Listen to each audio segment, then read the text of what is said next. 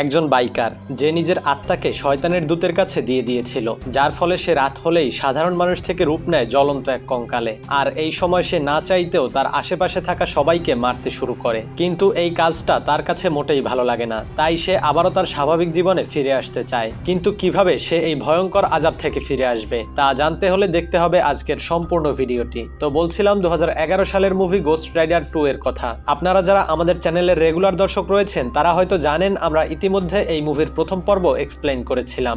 যারা যারা সেই ভিডিওটি দেখেননি তারা চাইলে উপরের আই বাটনে ক্লিক করে সেই ভিডিওটি দেখে আসতে পারেন, অথবা ডেসক্রিপশন বক্স এবং ফার্স্ট কমেন্টেও সেই ভিডিওর লিংক দেওয়া থাকবে, চাইলে সেখান থেকেও দেখে আসতে পারেন। যাই হোক, আর কথা না বাড়িয়ে যাওয়া যাক মূল ভিডিওতে। মুভির শুরুতে আমরা মোরেই নামের একটা লোককে দেখি। সে একটা চার্চে এসে চার্চের ফাদারকে একটা বাচ্চার ব্যাপারে জিজ্ঞেস করে, আচ্ছা ফাদার, বাচ্চাটি এখন কোথায়? ফাদার জানায় বাচ্চাটি এখানে সুরক্ষিত আছে, তবে তারা বেশিক্ষণ বাচ্চাটিকে সুরক্ষা দিতে পারবে না। তাকে সুরক্ষিত রাখতে হলে কাছেই একটা গোপন মন্দির আছে, দ্রুত বাচ্চাটিকে সেখানে নিয়ে যেতে হবে। তারা যখন বাচ্চাটির ব্যাপারে কথা বলছিল তখনই হঠাৎ একদল লোক সেখানে তাদের উপরে হামলা করে এবং তারা ওই বাচ্চাটিকে তাদের কাছ থেকে ছিনিয়ে নিতে চাইছিল। আর হামলা হতে দেখে বাচ্চাটিকে নিয়ে তার মা সেখান থেকে পালিয়ে যায়। তো এই বাচ্চাটির নাম হচ্ছে ড্যানি। কিন্তু এখানে এই লোকগুলো কেন বাচ্চাটিকে ছিনিয়ে নিতে চাইছিল সেটা আমরা একটু পরেই জানতে পারবো। তো বাচ্চাটিকে নিয়ে তার মা পালিয়ে যাওয়ার সময় সেখানে মোরেই চলে আসে তাদেরকে সাহায্য করার জন্য। এরপর ড্যানি এবং তার মা একটি গাড়িতে করে সেখান থেকে দ্রুত পালাতে থাকে, আর মোরেই তার বাইক নিয়ে ড্যানি ও তার মা নাদিয়াকে সাহায্য করার জন্য তাদের পেছনে যেতে থাকে। তখন ওই লোকগুলো পেছন থেকে মোরেইয়ের ওপর হামলা করলে সে তার বাইক থেকে ছিটকে রাস্তার পাশের খাদে পড়ে যায়। কিন্তু সে নিচে পড়ার আগে তার বন্দুক দিয়ে ওই গাড়ির তেলের ট্যাঙ্কে গুলি করে, যার ফলে ওই গাড়িটাও ছিটকে খাদে পড়ে যায়। কিন্তু তখন আমরা দেখি মোরেই খাদে পড়লেও সে বেঁচে যায়, কারণ সে একটা গাছের ডালের সাথে ঝুলেছিল। তো এখানে দৃশ্যের পরিবর্তন হয় এবং আমরা এই মুভির প্রধান চরিত্র জনিকে দেখতে পাই। তবে জনি এখন আর বাইক স্ট্যান্ড করে না, এখন সে শুধুমাত্র রাতের বেলায় গোস্ট রাইডার হয়ে তার বাইক নিয়ে ঘুরে বেড়ায়। আর রাতের বেলা ঘুরে ঘুরে সে খারাপ মানুষদেরকে মেরে ফেলতো। কেউ যদি সামান্য পাপ কাজও করতো তাহলে তাকেও মেরে ফেলতো। কিন্তু জনি এই ব্যাপারটা মোটেই পছন্দ করতো না, যে সামান্য পাপের কারণেও সে কাউকে হত্যা করে ফেলে। তাই সে শহর থেকে অনেক দূরের একটা জনমানবহীন এলাকায় গিয়ে থাকতে শুরু করে। সে গত 8 বছর ধরে এখানেই আছে, আর এই 8 বছর ধরে সে অনেক কষ্টে নিজেকে গোস্ট রাইডার হওয়া থেকে বিরত রেখেছে। তখনই হঠাৎ মোরেই সেখানে আসে এবং সে জনির কাছে সাহায্য চায় ওই বাচ্চাটিকে বাঁচানোর জন্য। কিন্তু জনি তাকে সাহায্য করতে রাজি হয় না এবং সে মোরেইকে এখান থেকে চলে যেতে বলে। তখন মোরেই তাকে বলে, তুমি যদি আমাকে ওই বাচ্চাটিকে বাঁচাতে সাহায্য করো তাহলে আমি তোমাকে এই গোস্ট রাইডার হওয়ার অভিশাপ থেকে মুক্ত করে দেব। তার কথা শুনে জনি ওই বাচ্চাটিকে বাঁচাতে রাজি হয়ে যায়, কারণ জনি আজ বহু বছর ধরে এই গোস্ট রাইডার হওয়ার অভিশাপ থেকে মুক্ত হতে চাইছিল। তো সেই দিন রাতে জনি আবারও গোস্ট রাইডারের রূপ ধারণ করে, আর সে আবারও একটি জ্বলন্ত কঙ্কালের রূপ নিয়ে বেরিয়ে পড়ে ড্যানিকে বাঁচানোর জন্য। এদিকে এই কিডন্যাপাররা ড্যানি ও তার মাকে ফলো করতে করতে একটা নির্জন জায়গায় চলে আসে। এখানে ওই কিডন্যাপারদের মধ্যে ক্যারি নামের একটা লোক ছিল। এই ক্যারি একসময় নাদিয়ার বয়ফ্রেন্ড ছিল। তখন ক্যারি নাদিয়ার কাছ থেকে তার ছেলেকে টেনে নিয়ে যায়। নাদিয়া ক্যারিকে অনুরোধ করতে থাকে তাদের দুজনকে ছেড়ে দেওয়ার জন্য, কিন্তু ক্যারি তাদের কোনো কথাই শোনে না, কারণ ক্যারি এখন শয়তানের বশে ছিল আর তাকে দিয়ে একটা শয়তান এইসব কিছু করাচ্ছে। তখন ক্যারি তার কাছে থাকা বন্দুক দিয়ে নাদিয়াকে শুট করতে যাবে, ঠিক তখনই গোস্ট রাইডার সেখানে চলে আসে। সে সেখানে এসে কোনো কথাবার্তা ছাড়াই ওই কিডন্যাপার গুলোকে সোজা মারতে শুরু করে, কারণ আজ 8 বছর পর জনি এই গোস্ট রাইডারের রূপ ধারণ করেছে। আর তাই তার এতদিনের জমে থাকা রাগের কারণে সে আগের থেকে আরো বেশি ভয়ানক হয়ে উঠেছে। তাই সে ওই সকল কিডন্যাপারদেরকে মেরে তাদের আত্মাকে খেয়ে ফেলতে থাকে। কিন্তু তখনই হঠাৎ তার চোখ পড়ে ড্যানির উপরে, আর ড্যানির দিকে তাকানোর ফলে ধীরে ধীরে তার গোস্ট রাইডারের শক্তি কমতে শুরু করে। এই কিডন্যাপাররা কেন ড্যানির পিছু করছিল আর ড্যানির দিকে তাকাতেই কেন গোস্ট রাইডারের শক্তি কমতে শুরু করে তা আমরা একটু পরেই জানতে পারবো। এদিকে ক্যারি জনির শক্তি কমতে দেখে তার হাতে থাকা একটা মিসাইল দিয়ে তার উপরে আক্রমণ করে, আর জনি ছিটকে অনেক দূরে গিয়ে পড়ে। সেই সুযোগে ক্যারি ড্যানিকে নিয়ে সেখান থেকে পালিয়ে যায়। পরের দিন জনির জ্ঞান ফিরলে সে নিজেকে একটা হাসপাতালের বেডে শুয়ে থাকতে দেখে। সে দরজা দিয়ে বাইরে উকি দিয়ে দেখে অনেকগুলো পুলিশ তাকে পাহারা দিচ্ছে। তখন সে কোনো মতে সেখান থেকে পালিয়ে যায়। বাইরে এসে সে আবার নাদিয়াকে খুঁজে বের করে এবং তাকে ফলো করতে থাকে। তখন নাদিয়া তাকেও কিডন্যাপার ভেবে তার দিকে একটা বন্দুক তাক করে। তখন জনি বলে, আমি তোমাকে সাহায্য করতে চাই, কারণ ড্যানিকে বাঁচাতে পারলে আমি গোস্ট রাইডারের অভিশাপ থেকে মুক্তি পেয়ে যাব। এই কথা শুনে নাদিয়া জনিকে বিশ্বাস করে। এরপর তারা দুজন মিলে বেরিয়ে পড়ে ড্যানির খোঁজে। অন্যদিকে দেখা যায় ক্যারি ড্যানিকে নিয়ে একটা গোপন জায়গায় চলে এসেছে। এবার সে একটা লোককে ফোন করে বলে, তুমি আমাকে বলেছিলে যে এই বাচ্চাটিকে কিডন্যাপ করতে খুব বেশি ঝামেলা হবে না, অথচ এই বাচ্চাটিকে কিডন্যাপ করতে গিয়ে কাল আমার উপরে গোস্ট রাইডার হামলা করেছিল। তাই এখন এই কাজের জন্য আমাকে আরো বেশি টাকা দিতে হবে। এই লোকটা আর কেউ না, সে হলো স্বয়ং শয়তানের দূত। তো প্রথম পর্বের সেই বৃদ্ধ লোকটার চেহারার সাথে এই লোকের চেহারার কোনো মিল নেই। তার কারণ হলো শয়তান একই শরীরে বেশি দিন থাকতে পারে না, তাকে কিছুদিন পর পরই তার শরীর পরিবর্তন করতে হয়। তাই তখন শয়তান ওই বৃদ্ধ লোকটার শরীরে থাকলেও এখন এই লোকের শরীরে রয়েছে।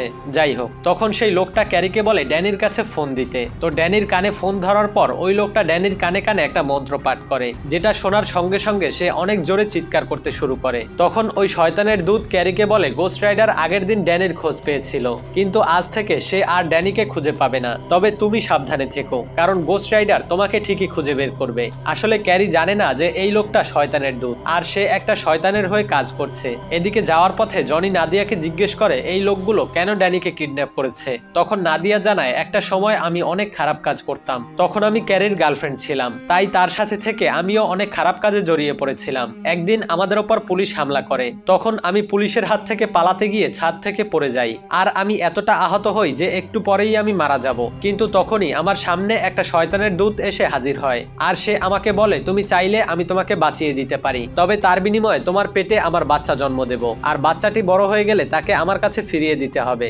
বাচ্চাটির যখন 13 বছর বয়স হয়ে যাবে তখন আমি বাচ্চাটিকে নিতে আসব। তাই নাদিয়া তখন নিজের জীবন বাঁচাতে ওই শয়তানের প্রস্তাবে রাজি হয়ে যায়। তো ড্যানি হলো সেই বাচ্চা, আর কয়দিন পরেই তার 13 বছর পূর্ণ হতে চলেছে। তাই কথা মতো ড্যানিকে এখন ওই শয়তানের দুধ ফিরিয়ে নিতে এসেছে, কিন্তু নাদিয়া এখন তার বাচ্চাকে ওই শয়তানের কাছে দিতে চায় না। তখন জনি নাদিয়াকে বলে তুমি জীবনে অনেক পাপ কাজ করেছো, তাই আমি যখন গোস্ট রাইডার হয়ে যাব তখন তুমি আমার সামনে আসবে না, কারণ তখন তুমি আমার সামনে এলে আমি তোমাকেও মেরে ফেলবো। আর এখন শয়তান যদি ড্যানিকে পেয়ে যায় তাহলে সে মৃত্যুর পর নিজের আত্মাকে এবার ড্যানির শরীরে দিয়ে দেবে, ফলে সে আবারও নতুন করে পৃথিবীতে আসবে। এদিকে জনি ক্যারির দলের একজন লোককে খুঁজে পায়, আর তার সাহায্যে সে ক্যারির আস্তানার খোঁজও পেয়ে যায়। এদিকে ক্যারি যখন ড্যানিকে একটা গাড়িতে করে ওই শয়তানের কাছে নিয়ে যাচ্ছিল, তখনই হঠাৎ ড্যানি গাড়ির স্টিয়ারিং ধরে ঘুরিয়ে দেয়, এতে তাদের গাড়িটা সেখানেই অ্যাক্সিডেন্ট করে। আর সেই সুযোগে ড্যানি সেখান থেকে দৌড়ে পালিয়ে যায়, কিন্তু দৌড়াতে দৌড়াতে হঠাৎ সে একটা পাথরে হোঁচট খেয়ে রাস্তার মধ্যে পড়ে যায়। তখন ক্যারি আবারও সেখানে এসে তাকে ধরে ফেলে।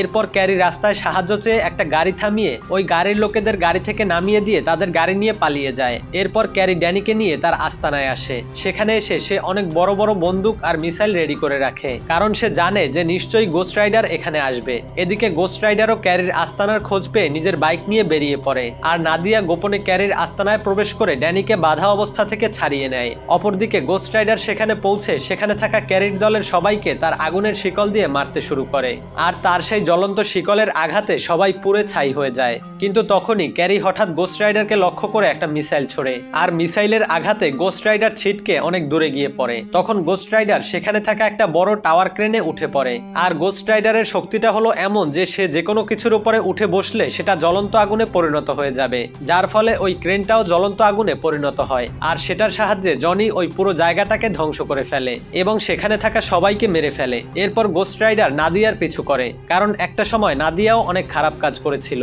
আর সে নাদিয়াকে ধরে যখনই মেরে ফেলতে যাবে তখনই তার সামনে ড্যানি চলে আসে, আর সে সামনে আসার সঙ্গে সঙ্গে জনি আস্তে আস্তে গোস্ট রাইডার থেকে সাধারণ মানুষ হয়ে যায়। জনি এটা দেখে অবাক হয়ে যায়, কারণ এর আগে কখনো তার সাথে এমনটা হয়নি। আসলে ড্যানি ছিল শয়তানের ছেলে, তাই তার মধ্যেও শয়তানের পাওয়ার ছিল।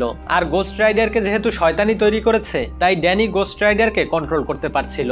এরপর তারা তিনজন মিলে বেরিয়ে পড়ে সেই পুরনো মন্দিরের উদ্দেশ্যে, যেখানে গেলে ড্যানি সুরক্ষিত থাকবে। এদিকে পরের দিন সকালে শয়তান সেই জায়গায় আসে যেখানে কাল রাতে গোস্ট রাইডার ক্যারি ও তার সমস্ত সঙ্গীদের মেরে ফেলেছিল।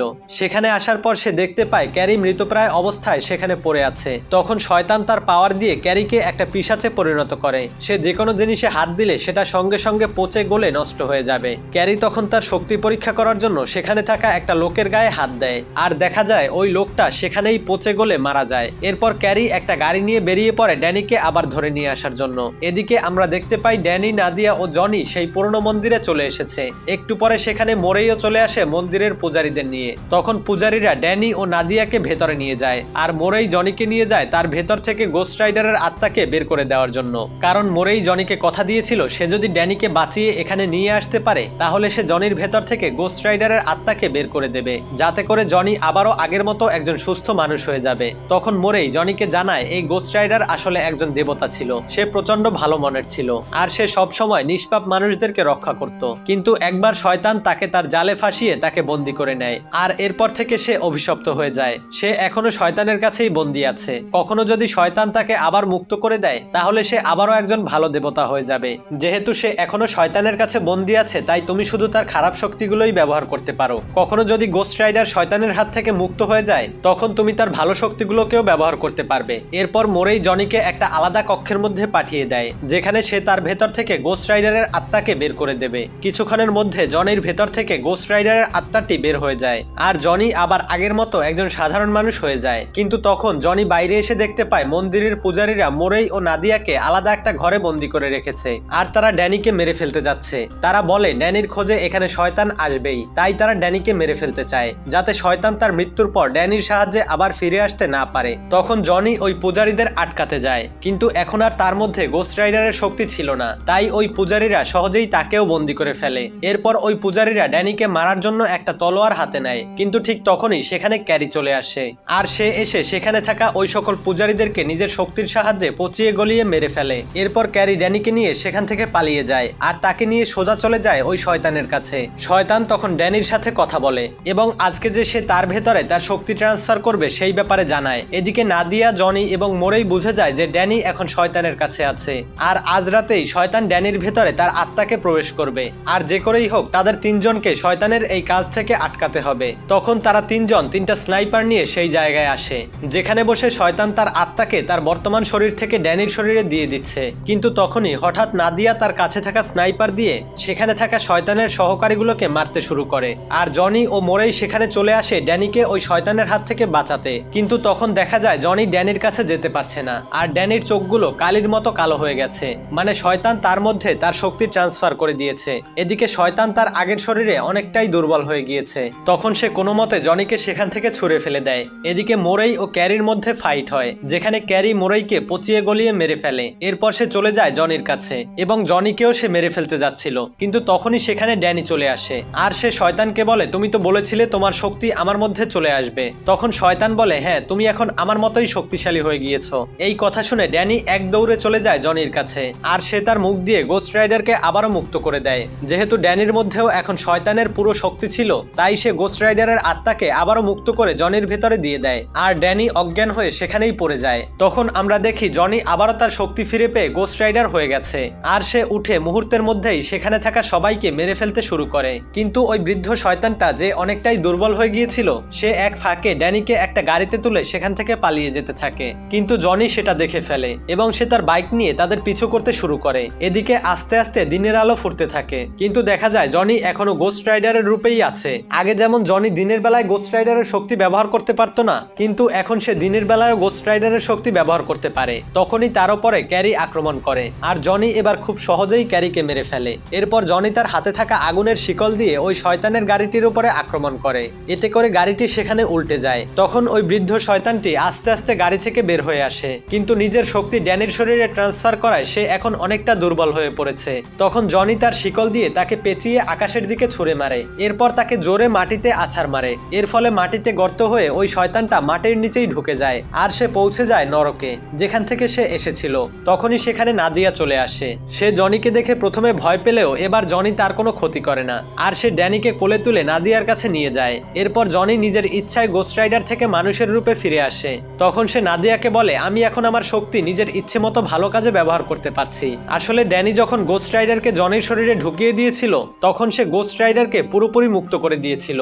যেমনটা মোরেই জনিকে বলেছিল যে গোস্ট রাইডারকে যদি শয়তান পুরোপুরি মুক্ত করে দেয় তাহলে তাকে তুমি নিজের ইচ্ছে মতো ভালো কাজে ব্যবহার করতে পারবে। তাই জনির মধ্যে এখন যেই গোস্ট রাইডার আছে সে হলো একটা ভালো দেবতা। তখন জনি দেখতে পায় তার হাতে থাকা জ্বলন্ত আগুন এখন নীল রঙের। তখন জনি তার হাত দিয়ে ড্যানিকে স্পর্শ করে আর সঙ্গে সঙ্গে ড্যানির জ্ঞান ফিরে আসে আর এখানেই এই মুভির গল্পটি শেষ হয়ে যায়। তো আমার কাছে মূলত দ্বিতীয় পর্বের থেকে প্রথম পর্বটাই ভালো লেগেছিল। প্রথম পর্বটা দেখতে স্ক্রিনে থাকা এই ভিডিওতে ক্লিক করুন, শুধুমাত্র আপনাদের জন্যই এই দ্বিতীয় পর্বটা এক্সপ্লেইন করা। তো যাই হোক, আপনাদের কাছে এই ভিডিওটা কেমন লেগেছে অবশ্যই কমেন্ট করে জানাবেন। তো দেখা হবে পরবর্তী ভিডিওতে, ততক্ষণ পর্যন্ত ভালো থাকুন, সুস্থ থাকুন, আল্লাহ হাফেজ।